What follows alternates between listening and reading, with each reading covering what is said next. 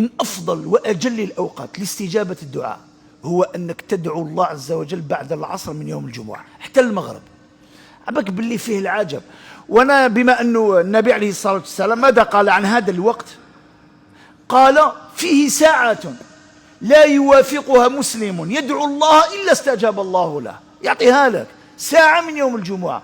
للأسف كثير من الناس يخليها. مانيش يقول لك اقعد من العصر للمغرب، أقل شيء أضعف الإيمان 10 دقائق ربع ساعة يا سيدي. بين هذاك 10 دقائق ربع ساعة خليها للدعاء كل جمعة. الله يغير الله عز وجل حالك. كثير من الناس غافلين.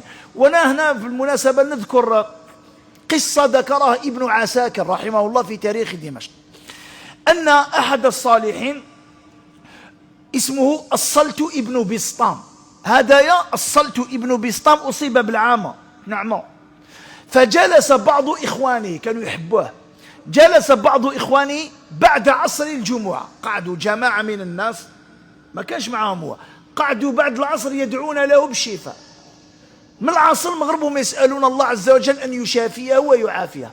قال لك بلحظات قبل غروب الشمس الصلت بن بسطام في بيته عطس عطسة قوية فرد الله له بصره، فعلم بعد ذلك وبدعاء إخوانه بين صلاتي العصر والمغرب.